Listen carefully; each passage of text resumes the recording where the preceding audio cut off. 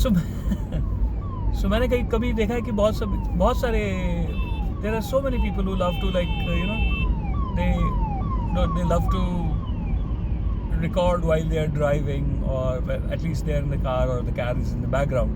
So I also thought कि मैं भी ऐसी कुछ recording वगैरह करके देखता हूँ. So this is my first experience of the sorts. So I don't know why he's trying to go from the left hand side, but I'm in my lane. तो but हिंदुस्तान में गाड़ी चलाना is not that easy, at least for me. मैं ये नहीं कह रहा हूँ कि मैं हिंदुस्तान में कोई नया आया हूँ. मैं यहीं पैदा पला बड़ा, मैंने भी यही सीखी है. बड़ा आसान नहीं है यहाँ पे गाड़ी चलाना. बहुत मायने बदल गए हैं. तो जिंदगी एक सफ़र है सुहाना, यहाँ कल क्या हो किसने जाना. देखिए साहब, एक बात बहुत सिंपल सी है, बहुत खूबसूरत भी है कि life is my favorite subject, you know. Life is my favorite subject. और मेरी कोशिश ये रहती है कि मैं किसी को भी अगर कभी भी कुछ बताने की कोशिश करूँ, या मुझे लगता है अगर कभी मुझे कुछ बताना है, तो the first and the most important thing, हम इस दुनिया में आए हैं ना, तो हमको एक चीज़ समझनी होगी, और बहुत डीपली समझनी होगी. क्या है वो चीज़? कि आप इस धरती के ऊपर आए हैं and you are going to spend some time, let's say 70, 75, 80, 100, whatever number of years. So you are going to spend some time on this earth and then you are going to go. Now अब यहाँ पे अगर हम बहुत spiritual बात करें तो हम ये कह सकते हैं कि भैया क्या रखा है इस दुनिया में, आए हैं एक दिन चले जाना है, ये चोला उतार देना है, बॉडी बदल जाएगी, आत्मा वही रहेगी, क्या भाग दौड़ करनी है, number of things. But then there is something inside us which brings some comparisons, and that is called ego. I call it as a non-productive ego and productive ego. दो तरीके की होती हैं ईगोस, एक जो आपको बना देती है और एक जो आपको बर्बाद कर देती है, ख़राब कर देती है. सो हमारी ईगो जो है वो हमें बताती है कि हमें क्या करना है, कि भाई ज़िंदगी में कुछ करना है, जोश में कुछ करना है. कुछ लोग बोलते हैं ना, एक ही ज़िंदगी मिली है भाई, हिस्ट्री बना के जाएंगे, ऐसे नहीं जाएंगे, ऑर्डिनरी नहीं बना, कुछ करने का. दूसरी तरफ जिंदगी लाइफ, दूसरी तरफ विचार आता है कि क्या करना है यार, ये सब अल्टीमेटली सब कुछ यहीं रह जाएगा, यू नो, क्या फ़ायदा है, nothing. So why worry, why bother. But नहीं, देन कम्स द ईगो बीच में आती है. ईगो जो है वो कंपैरिजन के चक्कर में, ईगो और कंपैरिजन जब होता है ना, फिर आता है असली ज़िंदगी का मज़ा. जब आपको लोग बोलते हैं, मतलब जब आपकी क्षमताओं को चैलेंज करते हैं, ये देख वो देख, ऐसे पढ़ता है, तेरे से पढ़ाई भी ढंग से नहीं होती है, या वो देख उसकी क्या बढ़िया कंपनी में नौकरी लग गई, तेरे से ये भी नहीं हो रहा, ये वो देख उसका बिजनेस बढ़िया चल रहा है, या फिर बिजनेस के साथ साथ हम कैसे, हाँ देख उसने नई गाड़ी ली है. तो वहाँ पे कंपैरिजन्स स्टार्ट हो जाते हैं. जब कंपैरिजन स्टार्ट होते हैं फिर आपको लगता है यार I can do it, why am I not doing it. या फिर आप वही होते हैं जो कंपैरिजन करते हो कि यार उसने गाड़ी ले ली, मैं क्यों नहीं ले सकता, मैं भी लूँगा. And then ego, comparison, and then competition, and then restlessness. But एक चीज़ हमको आपको समझनी होगी कि हम इस धरती पर आए हैं, हमने कुछ समय व्यतीत करना है, तो उसके लिए सबसे पहले आपको इस धरती पर जो आपकी विजिट है, जो आप एक्सपीरियंस कर रहे हैं, उसका जो एक्सपीरियंस है, वो जो ये जो एक्सपीरियंस है आपका, वो आपका कैसा होने वाला है एज पर योर स्टैंडर्ड्स. आपको मज़ा आ रहा है, ग्रेट. अब आपको क्या करके मज़ा आ रहा है, ये बहुत इंपॉर्टेंट चीज़ है. किस चीज़ को करके मज़ा आ रहा है, राइट. सो हम लोगों ने बहुत सारी गड़बड़ें कर दी हैं. फॉर एग्जांपल, एक आदमी 40 साल तक एक ही नौकरी करता है, या फॉर एग्जांपल फौज में हो गया, बैंक में हो गया, एक ही बिजनेस कर रहा है, यू नो. सो हम इस धरती पर किस लिए आए, और जो कर रहे हैं क्या वो हमें करके मज़ा आ रहा है. अगर हम इस बात को समझ जाएं, अगर हमें ये क्लियर हो जाए फंडा कि मैं इस धरती के ऊपर तकरीबन 75 प्लस ईयर्स रहूँगा, तो मैं कैसे ज़िंदगी जीना चाहता हूँ.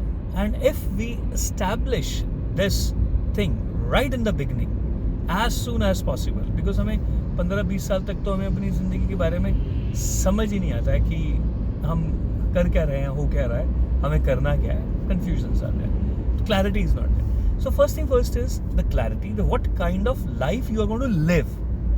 आप जो ज़िंदगी गुजारने वाले हो 70-75 साल, वो कैसे जीने वाले हो. फॉर एग्जाम्पल आपने एक 2-3 दिन का ट्रैवल करना है. जैसे मैं दिल्ली से कन्याकुमारी का मैंने बाई ट्रेन ट्रैवल किया हुआ, तो बड़ा इंटरेस्टिंग रहता है. 3-3 दिन तक ट्रेन में आप हो.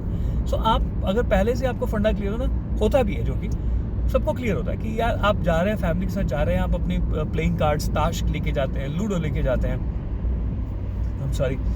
खाने की हमारी तैयारी बड़ी अच्छी होती है कि पहले दिन तो शायद हमें बाहर से लेना ही नहीं पड़ता है. सो इस तरीके से जब हम अगर बड़े गौर से देखें, तो इस तरीके से, जिस तरीके से हम 3 दिन का सफ़र की तैयारी करते हैं ना, same way we plan our life, same way imagine क्या हो सकता है. तो आपका सफ़र 70-75 साल का बहुत ही खूबसूरत होने वाला, बहुत ज़बरदस्त हो जाएगा. तो हमें इस 72+ ईयर्स, एवरेज एज 72, तो हमें ये जो 72+ ईयर्स है ना हमारे, ये हमें पता होना चाहिए हमें कैसे जीने हैं. और ये रियलाइजेशन कब हो सकती है? कभी भी हो सकती है. हो सकता है अभी आप जो मेरी वीडियो देख रहे हैं, सुन रहे हैं, आप 15 साल के हैं, 20 के हैं, 25 के हैं. आप अभी हिसाब लगा लीजिए कि आपको आने वाली ज़िंदगी कैसी जीनी है. और कैसी जीनी है में the most important things, don't have logics, only have emotions. अब लॉजिक्स और इमोशंस का फ़र्क क्या है?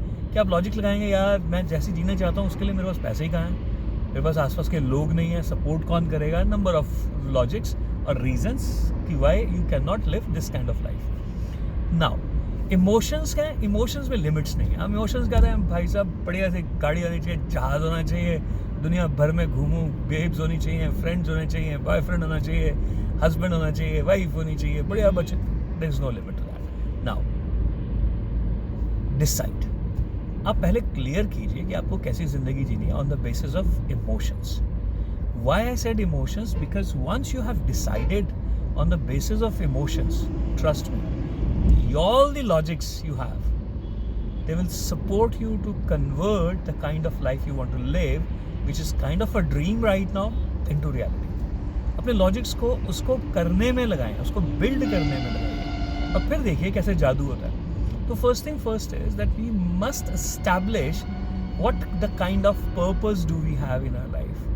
बिकॉज पर्पस ड्रिवन लाइफ जो है ना, वो बड़ी ज़बरदस्त लाइफ है. हमें पहले से अगर खबर हो, मालूम हो, पता हो कि हमें कहाँ जाना है, क्या करना है, कैसे करना है, things are easy, things get interesting also. Of course there are people who are kind of adventurous, मेरी तरह की पता नहीं होना चाहिए भाई ज़िंदगी में, लेकिन उससे नहीं चलती है ज़िंदगी. या फिर आप बहुत ही, आपकी तैयारी बहुत ज़बरदस्त है, आपकी तैयारी बहुत ज़बरदस्त होनी चाहिए.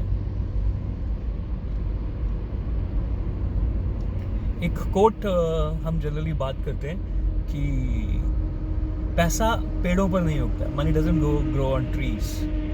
आई would love to tell you something. Money does grow on trees. I would say the money only grows on trees.